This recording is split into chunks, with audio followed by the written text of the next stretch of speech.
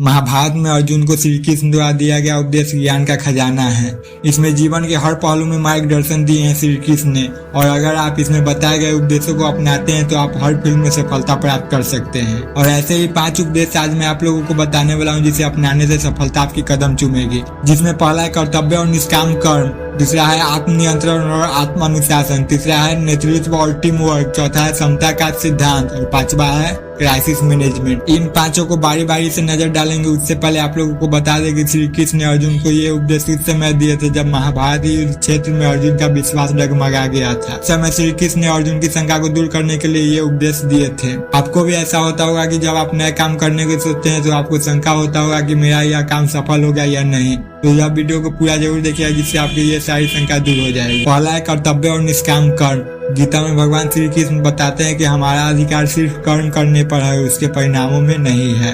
जैसे मान लें कि आप एक छात्र हैं, आपका परीक्षा आने वाला है, आप अपनी तरफ से पूरी मेहनत से पढ़ाई करते हैं और परीक्षा में बैठते हैं, लेकिन परीक्षा का परिणाम आपके हाथों में नहीं है। आप अच्छे अंक भी प्राप्त कर सकते हैं या नहीं भी कर सकते, यह निर्भर करता है शिक्षकों के मूल्यांकन पर और आपकी मेहनत पर। इस स्थिति में आपका अधिकार सिर्फ पढ़ाई करना और परीक्षा में बैठना है, न कि उनके परिणामों में है।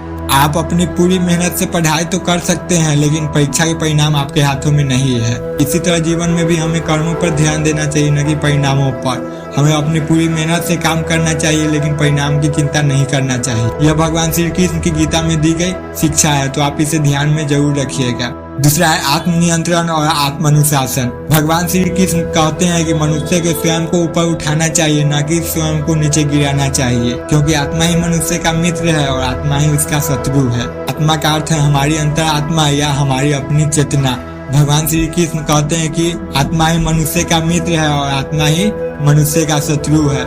इसका अर्थ है कि हमारी अपनी चेतना ही हमें गलत और सही के बीच की अंतर बताती है। इसलिए हमें अपनी आत्मा की आवाज सुननी चाहिए और सही निर्णय लेने की कोशिश करनी चाहिए।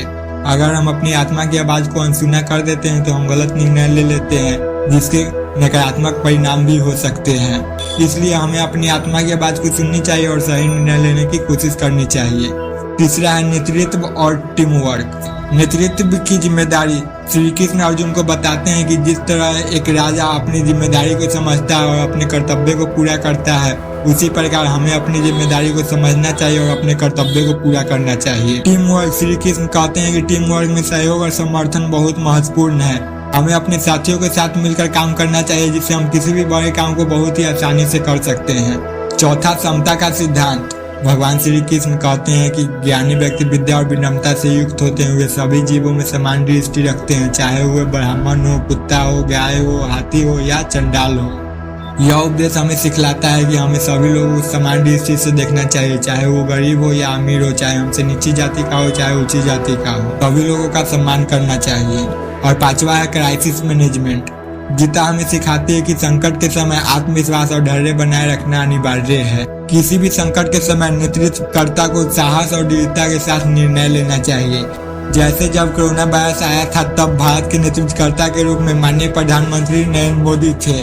उस समय उन्होंने दृढ़ता और साहस के साथ निर्णय लिया था कि पूरे भारत में लॉकडाउन लगा दिया था। उसी प्रकार हमारे जीवन में जब संकट आते हैं तो हमें अपने धैर्य और आत्मविश्वास बनाए रखना अनिवार्य होता है और दृढ़ता और साहस के साथ निर्णय लेना होता है, तो आप किसी भी परेशानी को आसानी से खत्म कर सकते हैं। तो आप लोगों को ये 5 बातें कैसी लगी एक बार कमेंट में जरूर बताइएगा। और आप लोगों को यह वीडियो अच्छी लगी तो वीडियो को लाइक और चैनल को सब्सक्राइब जरूर करिएगा। मिलते हैं नए वीडियो में, जब तक के लिए धन्यवाद।